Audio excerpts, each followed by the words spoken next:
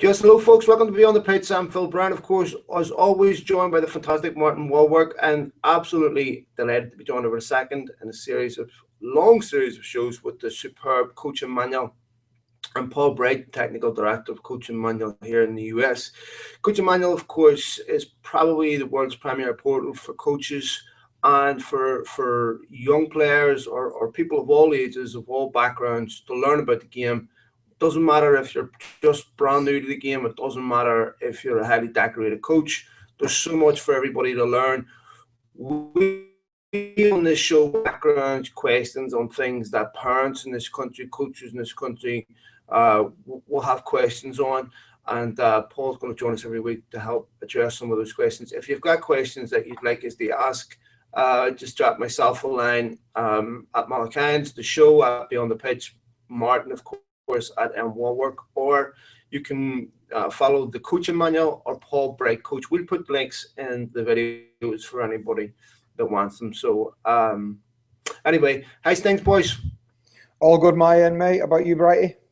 Yeah, all good. All good, thanks. Thanks for having me today. Yeah, folks, for those of you who don't know, if this is your first time getting introduced to Paul, Paul worked for Manchester United's academy for a number of years, worked for Everton, worked for England, and has a very extensive background. So we're having some weather issues here in LA, by the way. So if the connection isn't the greatest, it's because of that.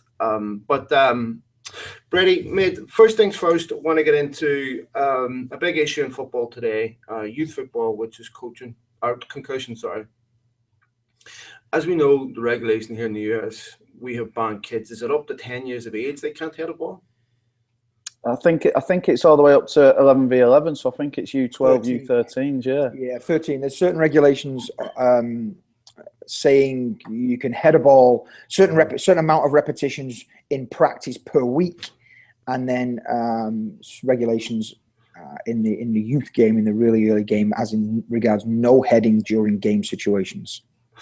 Mate, we know concussion's an issue in sport, right? Youth sport.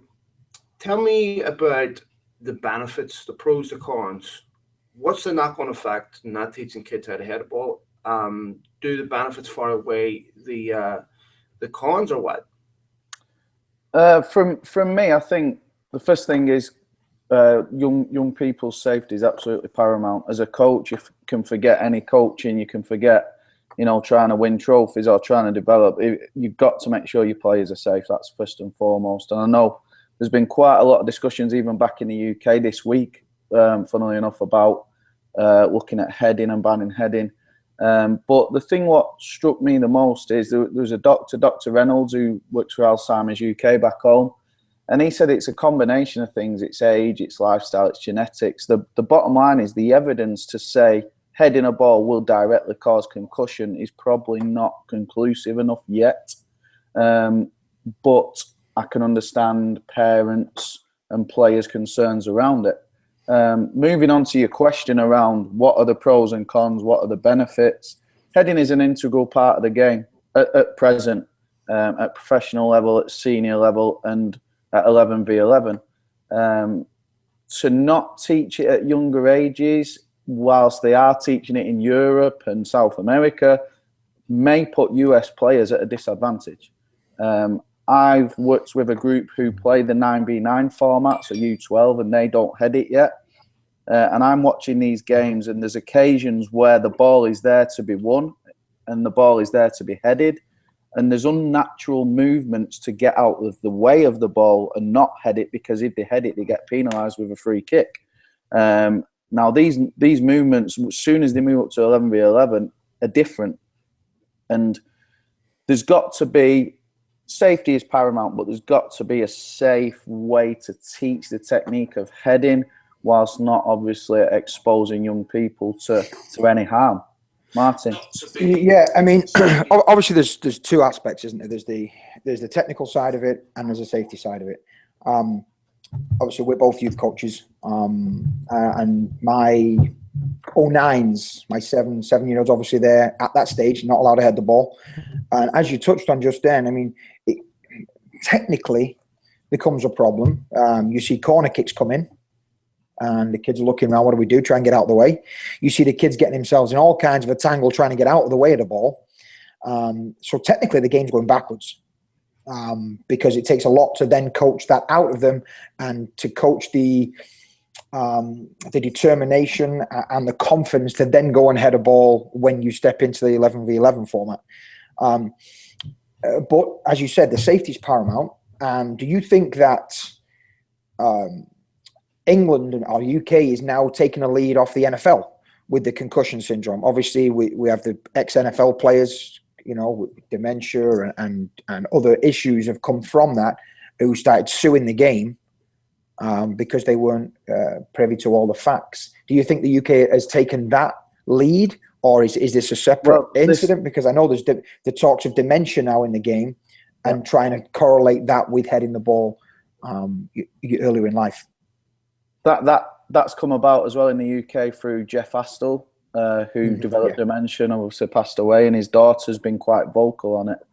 And then there was a small study done in the UK, and they literally looked at 6 people, a sample size of 6. Is that really large enough? More research needs to be done into it in terms of the repercussions of safety. It's not for me to say whether it does cause concussion or not. I can only look at the game as a coach to say, when these guys or girls get to 11v11, they're going to have to learn how to head the ball. Are they at a disadvantage if they don't? I personally think they may be, but safety is paramount. But also flip it and say, in a game, especially with the youngsters, many of these youngsters can't lift the ball that well or cross it from distance because they haven't got the power or the technique yet as young players. They're still learning how to control the ball, receive the ball, pass it on the floor, keep possession. They're still learning all those things. There's not many of them. And maybe when you get to 10 and 11, you get the odd few players who can really lift the ball and launch the ball down pitch or switch play. So the opportunities for heading at that younger age aren't that frequent anyway, I don't think. Well, I think that's one thing the US did do. And, you know, in changing the way they coach the game from an early age. Obviously, for those who don't know, in the US now we have a play out line for the younger ages where the goalkeepers are no longer allowed to, quote unquote, punt the ball out of their hands. So, I mean, that does take out a lot of the scenarios where heading would become a factor and forcing the kids to play out again. I'm not a big fan of this play out line that they've developed, but they're at least trying to develop something to get their kids to play on the ground as frequently as possible. So that in my eyes, that's a positive, and that will take away from more instances where they're forced to head the ball or now not head the ball. Let's talk about Paul. Both of you can answer this question. We have a 3-year-old. And already there's organized football for 3-year-olds where you could put them in. Obviously, it's not very coordinated. What age is the right age to start pushing your kid towards some sort of organized sport, organized football in this country, or any country for that matter? What is too young and what is the right age? Paul, I'll ask you first, Martin. You can ask it next. I don't think any age is too young. What I'd be concerned more about is, are they only going to do one sport and one set of movements? Mm-hmm. And what's the competitive element and the pressure around that with selection on teams? I think we touched on it before. They've got to develop that love for the game. And with soccer, there becomes so many other, gross and fine motor skills that they can learn.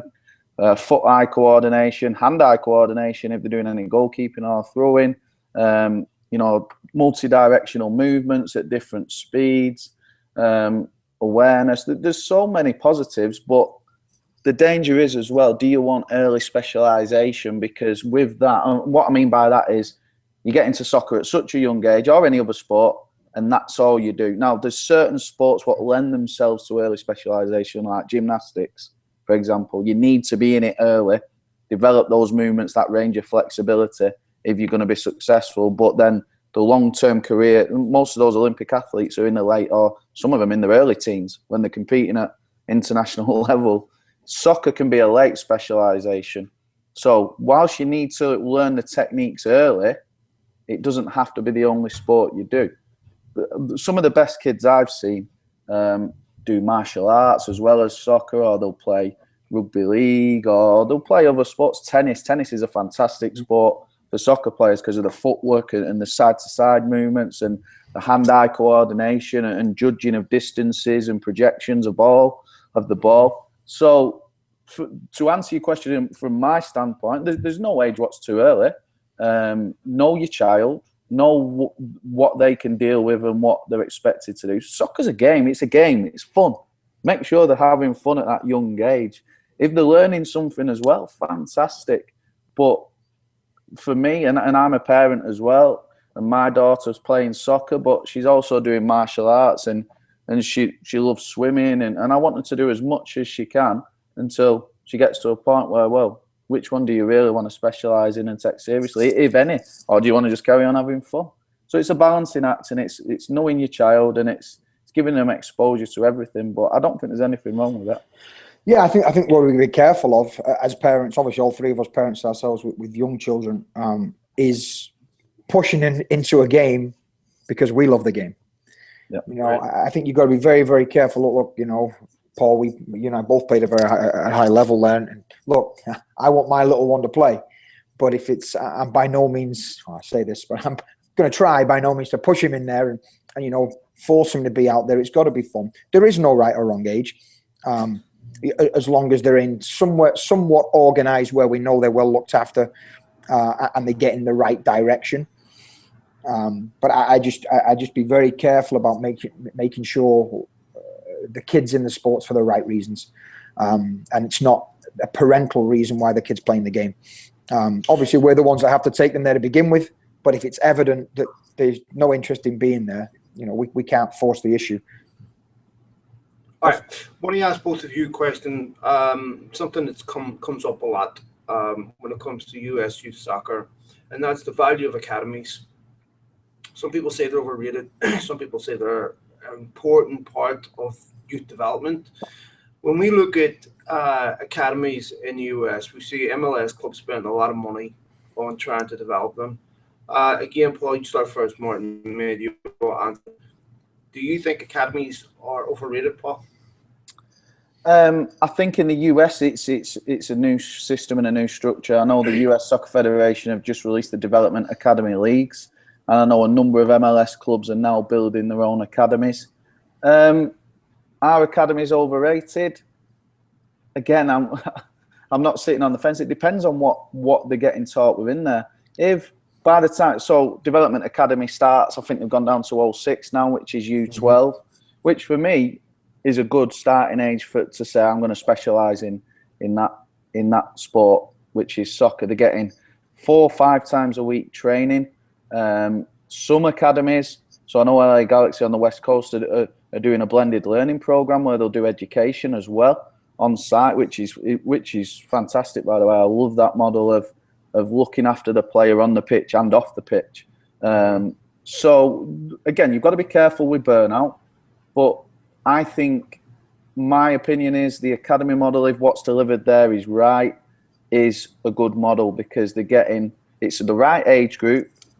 They're getting quality coaching, hopefully, and they're getting more quality coaching all the time. Now, the issue will be, and then the scramble then is, if my kid's not in an academy at 06 level, at U12, then he may miss the boat because after 12 months, the player who has been in an academy has been exposed to so much more training than the ones who haven't. Now, this is prevalent back home in the UK where, because academies can sign at U9, you've got professional clubs recruiting 4, 5, 6-year-olds. And I've had parents ring me to say, their kid's 3 and 4 years old, can you get them in an academy? Because they recognise now, if you miss the boat, and the catch up then to the amount of training they've had is, you know, it's going to be less and less where kids out of club or recreational programs or grassroots back home get an opportunity to break into the professional game. Some of these kids can be veterans at U12. It's crazy back home. So we've got to be careful of that model as well, because ultimately the coaching's got to be quality, the experience has got to be quality. Players develop at different ages, by the way. I've seen players who have not been on any radar and not been in a professional club come in at U14 and suddenly the game makes sense. They've developed physically, tactically, technically. They're there now and they've been on nobody's radar. But I think with the academy programs, that can become less and less frequent as well. the door can be a bit shut because they may be way off technically because of the amount of training they've had compared to the guys in the academy.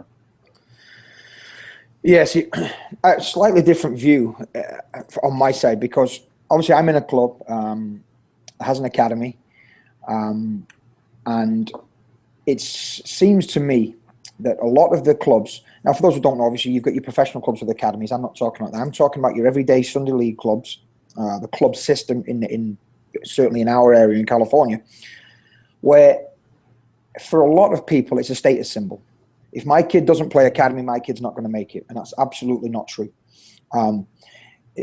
There's no proof at this point, from what I have seen, that a kid who's playing SCDSL Flight 1 is getting any less exposure than academy kids playing at the same age, whether it's U14, U16 academy. In fact, I would go as far as say, depending on who your coach is, you're likely to get more playing, out of an academy. At times here, some of these clubs now are getting academies and being granted academy status, and the coaching level goes down. It becomes more of a recruitment tool for the entire club. Hey, we have an academy, so we're better than, Club Y down the street because they don't have academy status. And some of these academy teams are no better than regular Flight 1 SCDSL teams.